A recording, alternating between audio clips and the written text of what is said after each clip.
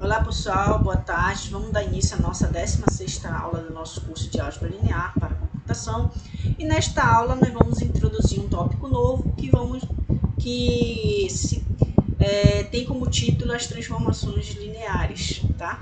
Vamos passar a partir desse momento a entender, a definição de transformações lineares e bem como conhecer, e identificar quando uma transformação, quando uma função é linear. Tá? Tudo bem. Então vamos lá.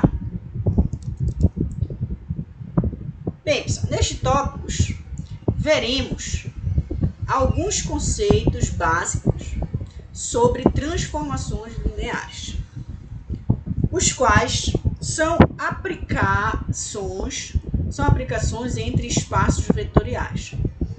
Exibiremos resultados que nos darão subsídios para um estudo mais preciso e significativo das mesmas, assim como da álgebra das transformações lineares.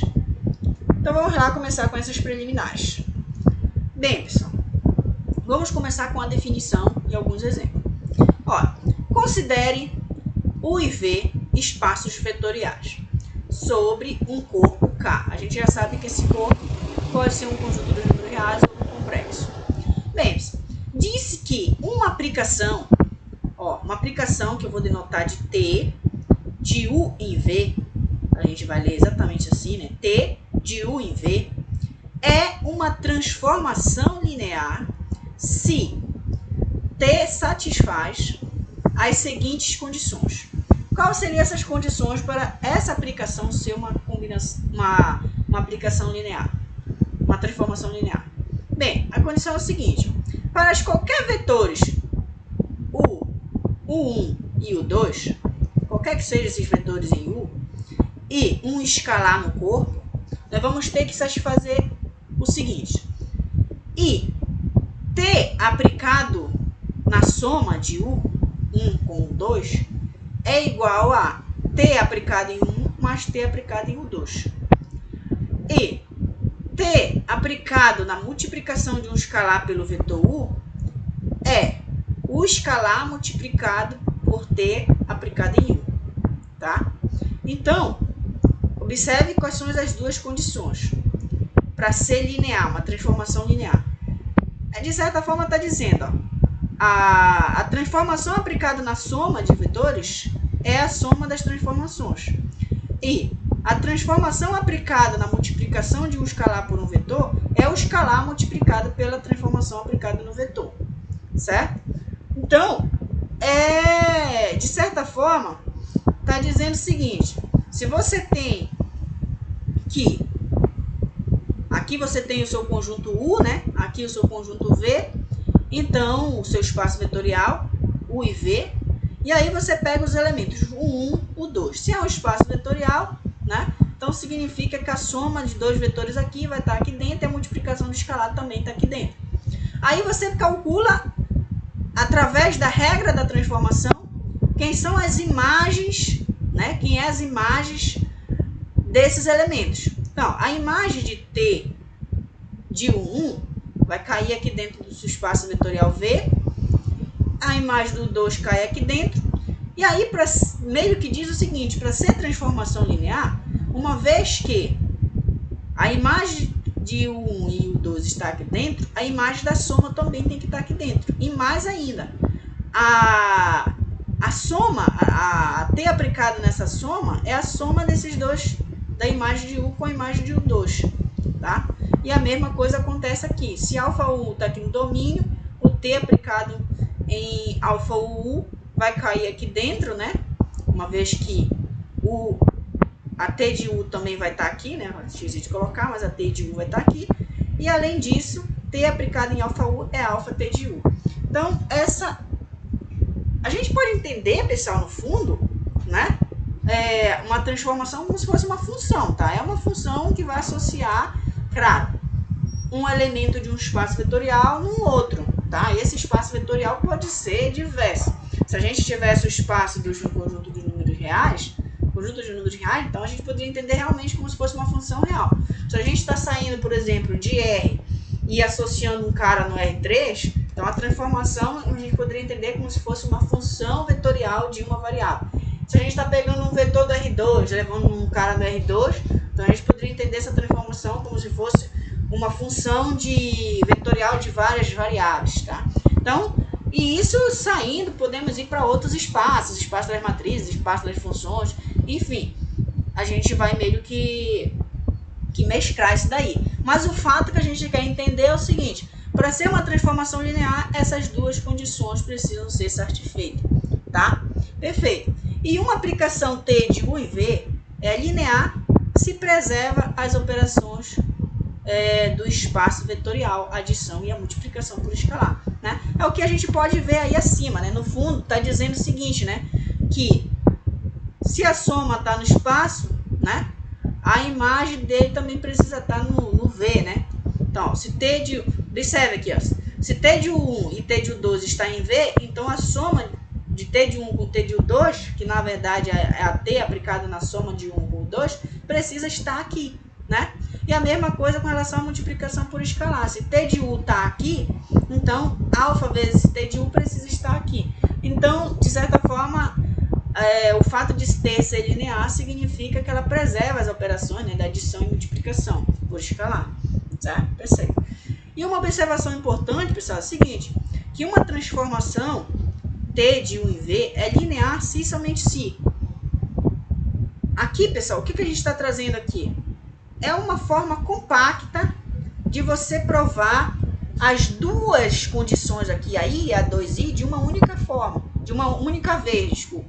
Então, por exemplo, se você verificar se T aplicado em alfa 1 mais o 2 é igual a alfa T de 1 mais T de 2, de certa forma você já verifica as duas condições dadas aqui em cima. Por quê? Observe. Quando você calcula T de alfa 1 mais o 2, então, de certa forma, pela propriedade I, isso aqui deveria ser o quê? Deveria ser o quê, pessoal? Ó, é como se você estivesse entendendo esse como se fosse um vetor e esse como outro. Então, distribui o T da soma, né? Então, é a soma de T de alfa 1 mais T, o 2. E aí, agora eu uso 2i, né? Porque aqui eu tenho T de alfa 1, então o alfa pode sair para fora e fica alfa T de 1. Então, dizer que T é uma transformação linear significa dizer, pessoal, que T de alfa 1 mais o 2 é alfa T de 1 mais T de U2, para todo U em 1 e U2 no U, e para qualquer que seja o alfa em K, certo? Então, podemos reescrever, né, essa definição também desta maneira aqui, verificando de uma única vez. Vamos a alguns exemplos. Bem, vamos pegar se U e V são espaços vetoriais reais e T de U e V definida da seguinte maneira. Como é que a T de U é definida? Ó, a T de U é uma transformação que vai pegar um vetor U aqui no nosso domínio e vai levar no T de U, que é o vetor nulo. Ó, T de U igual a zero. Para qualquer U que seja, para qualquer U em U, desculpa, coloquei em V aqui. É a transformação linear nula, né? Essa transformação linear nula é uma transformação linear. Por quê? Porque, ó, para qualquer U e V que eu pegue no U, e para qualquer alfa real, observe que T de alfa U mais V, por definição, é o que, pessoal? Não é a transformação linear nula. Em particular, quando você faz essa soma de vetores aqui, isso aqui vai dar um vetor, tá? Um vetor. Então, quando eu calculo a T aplicada em qualquer vetor de U, né, é zero. Só que esse zero eu posso escrever como se fosse zero mais alfa vezes zero, certo? Alfa vezes zero, ainda é zero. Só que zero eu posso escrever como se fosse T de U, porque o U não está no U. Então, se o U está no U, significa que o T de U é zero, certo? A regra da transformação. Se o V está no U, significa que o T de V é zero. Então, de certa forma, observe que o T de alfa U mais V é zero. Só que esse zero eu posso escrever como se fosse zero mais alfa vezes zero. Esse zero aqui eu substituo por T de U. E esse zero aqui eu substituo por T de V. Então, o que foi que eu provei, de certa forma? Eu provei que T de alfa U mais V é T de U mais alfa T de V. então T é linear, tá? Agora vamos considerar esse outro exemplo. Vamos pegar agora uma transformação linear, né? Uma transformação que vai do R2 em R2, dada da seguinte maneira. Para cada par que eu pego aqui no R2, né, que é o meu domínio, eu vou associar, a minha transformação associa no elemento T de U, aqui no caso T de XY, igual a um vetor também no R2, ó. Meu contradomínio mora no R2, onde esse vetor tem a segunda entrada nula. Ou seja, é x, segunda entrada nula. Certo? Essa é a regra da transformação. Vamos verificar se essa transformação é uma transformação linear. Tá? Bem, pessoal, para me verificar isso, eu preciso pegar um escalar alfa real e preciso pegar dois vetores em R2, tá? Que é o meu domínio. E aí, o que eu tenho que verificar, pessoal? Que T aplicado em alfa 1 mais o 2 é alfa 1, alfa T de 1 mais T de 2, tá? Então, vamos lá. Vou sair de um lado, vou sair de T aplicado em alfa 1 mais o 2. Aí, eu vou recordar quem são o 1 e o 2, né? Bem, o 1 é o vetor x1 e y1 e o 2 é o vetor x2 e y2, tá? Perfeito. Aí, agora eu vou usar as propriedades, as operações, né, do R2. Ou seja, o escalar multiplica aqui, né? Cada entrada. Aí vai ficar alfa x1 mais alfa y1, somando com esse vetor. Soma de vetores aqui dentro, só repetindo a T. Então, soma entrada, né? Vai ficar alfa x1 mais x2, alfa y1 mais y2. E agora observe que eu tenho a T aplicada num vetor. A primeira entrada é essa e a segunda entrada é essa. Só que pela regra da T, o que é que ela faz? Ó, quando eu passo T de xy, na primeira entrada ela volta ao x e na segunda entrada ela zera.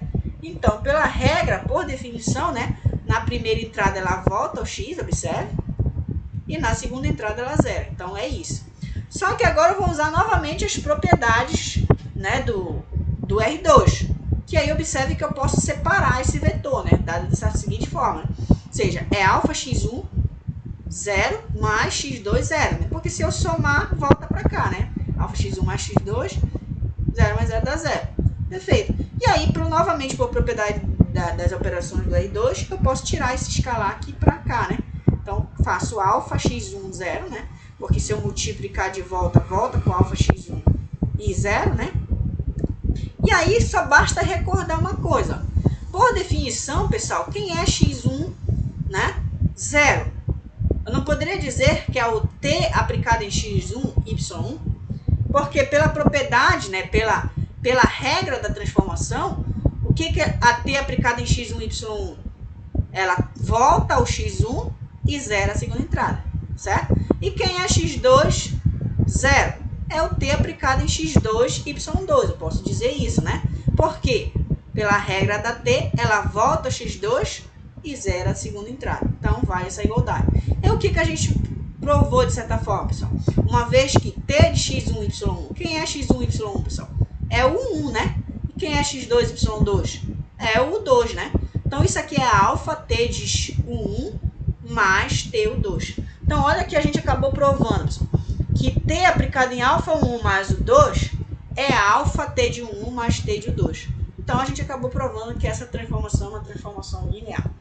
Vamos pegar um outro exemplo. Essa transformação aqui, ó, que ela pega, está considerando, ela sai de U e leva em U, né? Então, o contradomínio é igual a V, o próprio U aqui, né? U e V são iguais, tá? Bem, essa transformação, ela pega um vetor U aqui no domínio e leva no próprio U. Então, essa é chamada de transformação identidade, né? Então, essa transformação identidade também é uma transformação linear, basta você verificar aí, tá? Perfeito, faça essa verificação. Vamos falar agora de um contra-exemplo. Olha, observe, pessoal, que essa transformação aqui, ó, T de R em R, definida por T de x igual a 2x mais 1, ó, pega um número real x e leva num número real que é 2 vezes esse x mais 1, tá? Por que, pessoal? Ela não é uma transformação linear. Porque, observe, vamos pegar dois casos em particular, que é vamos fazer o x vamos pegar x igual a 1, né? E x igual a 2. Vamos pegar esses dois elementos de R. Então, observe quem é t de 1 mais t de 2, pessoal.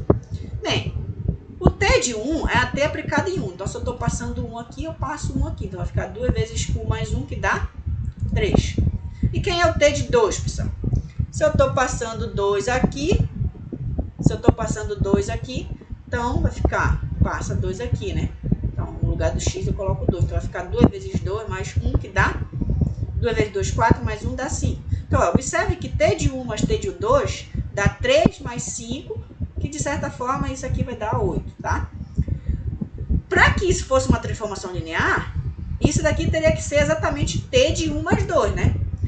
Ó, t de u mais t de v é igual a t de u mais v, né? É essa a ideia. Então, ó, quem seria o t de 1 mais 2? T de 1 mais 2 seria o t de 3, né? 1 mais 2 dá 3. Só que o t de 3, o que é que vai dar no t de 3? Quando você calcula o t de 3, isso daqui dá 2 vezes 3 mais 1, que vai ficar 2 vezes 3, 6, mais 1, que dá 7, que é diferente desse daqui, que deu 8.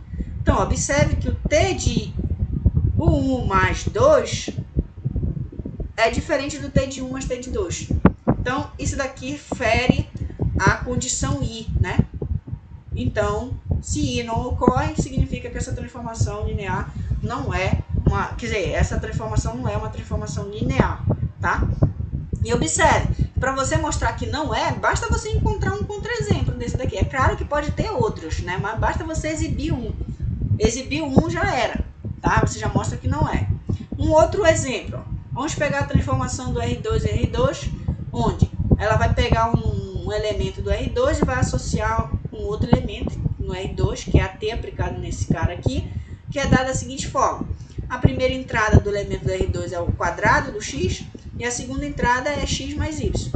Então, ó, para mim provar que não acontece isso, eu vou tomar esse vetor em particular. Eu vou tomar u igual ao vetor do R2, que é 2, 1. Tá? E vou tomar alfa igual a 2. Aí eu quero inferir isso daqui. Para ser uma transformação linear, de certa forma a gente tem que provar que t de alfa u é igual a alfa t de u. Certo? A segunda condição. Mas olha, pegando esses dois elementos em particular, o 2 vezes o t de u, vou sair desse lado aqui, ó. 2 vezes t de u é 2 vezes, quem é u? O vetor, o t aplicado no vetor 2, 1. Só que pela regra da função, o que ele faz? Repete o 2 aqui, continua. E pela regra da t, ele pega o quadrado do x, que é 2, né? 2 quadrado, mais o x mais o y, que é 2 mais 1. 2 mais 1. Então, isso daqui, pessoal, vai dar o quê? Aqui dá 4, né? E aqui dá 3. Então, 2 vezes, né? 2 escalar, no caso aqui, 4 vezes 3. Aí, quando você distribui aqui, vai ficar 8 e 6, tá?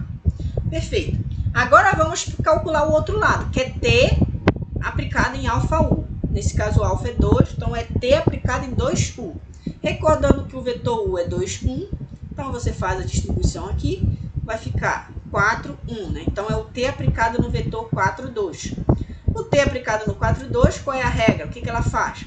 Ela pega o quadrado do x e a segunda entrada é o x mais o y. Então, no caso, 4 mais 2, tá? Então, vamos fazer. Aqui vai dar 16 e aqui dá 6. Então, observe que 2 vezes t de u me trouxe como resposta o vetor 8 de 6. E t aplicado em 2u me trouxe como resposta o vetor 16, 6, que é diferente, né? Então, fere a condição 2i, logo essa transformação não é uma transformação linear, certo? Vamos fazer algumas definições agora. Olha, pessoal, quando w... Opa, desculpa. Ao contrário, né? Quando v é igual a u, coloquei w aqui, quando v é igual a u, a transformação linear t de v em v é chamada operador linear. O que é um operador linear, pessoal? é uma própria transformação linear, só que o conjunto de partida é igual ao conjunto de chegada, tá? Por exemplo, você vai ter T de R2 em R2. Isso é um operador linear. T de R3 em R3. Ou seja, o conjunto de saída é o mesmo conjunto de partida. Diferente seria, por exemplo, esse aqui não seria um operador linear. Por exemplo, T do R3 em R2, né? Porque aqui já mudou, né? O conjunto U seria o R3, o conjunto V seria o R2. Então, isso não seria um operador linear, tá? Perfeito. Exemplos, pessoal, o que eu estou dizendo, né? Exemplo, o T de R3 em R3 é definido da seguinte forma. Tu pega um elemento aqui, x, y, z, e associa ao T aplicado em x, y, z, que é o vetor do R3 que tem zero na terceira entrada, que é nula na terceira entrada. Então, observe que isso daqui é um operador, né? É um operador, porque o conjunto de partida é o mesmo de chegada. E, além disso, pessoal, é linear. Por que é linear? Vamos verificar. Quando você pega dois vetores na R3, U e V, cujas componentes são dadas dessa maneira, e pega um escalar alfa real, então, ó, temos que verificar que T aplicado em alfa U mais V é alfa T de U mais T de V. Então, vamos lá, vamos sair desse lado. Então, ó, fazendo as operações aqui, né, o U é esse vetor, o V é esse. Aí, tu tem que fazer as operações aqui com as operações usuárias do R3, né? O alfa passa multiplicando cada entrada e depois você soma os vetores. Quando você somar os vetores, você vai obter esse novo vetor, né? Alfa x1 mais x2, alfa y1 mais y2, alfa z1 mais z2.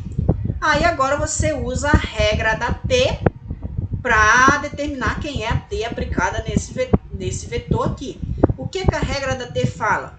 Ele volta ao x, ó, volta ao x, volta ao y e zera a terceira entrada.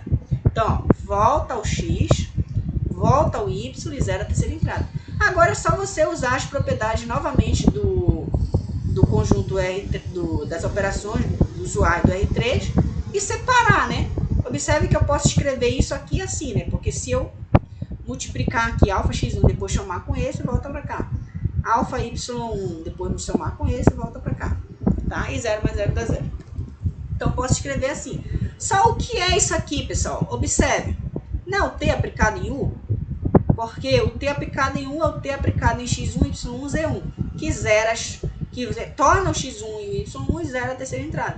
E isso daqui, pessoal, é o T aplicado em V.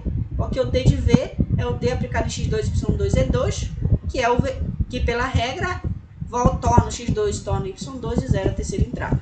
Tá? Então, a gente acabou de provar que T de alfa U mais V é alfa T de U mais T de V. Então, é um operador linear. Tá? E o que seria um funcional linear? Bem, um funcional linear, pessoal, é uma aplicação linear onde o contradomínio, ou seja, o conjunto de chegada, é um conjunto R. Ou poderia ser também o conjunto dos complexos, tá? Mas o fato é que um funcional linear, a gente pode até sair, o U pode ser um espaço vetorial qualquer, mas o conjunto que ele obtém, né, que ele assume valores, é um conjunto real. Então, isso é um funcional linear, tá? Então, por exemplo, T de R3 em R, tá? Em R é um funcional linear. T de R5 em R, T de R em R é um funcional linear, tá? Uma observação importante é o seguinte: segue da definição que numa transformação linear, T de U em V, que a imagem do vetor nulo de U pela T é o vetor nulo de V. Isto é, quando você calcula o T aplicado no vetor nulo, né, de U, isso vai dar o vetor nulo de V. Poderia pensar da seguinte maneira, né, pessoal? Por exemplo, imagina que você saia T do vetor nulo de U. Só que esse T do vetor nulo de U, eu poderia escrever como se fosse o T do vetor nulo de U mais o vetor nulo de U, certo? Só que pela propriedade da T, isso aqui é T do vetor nulo de U mais o T do vetor nulo de U. E aí bastava você pegar esse cara aqui e jogar para o outro lado. Aí ficaria o quê?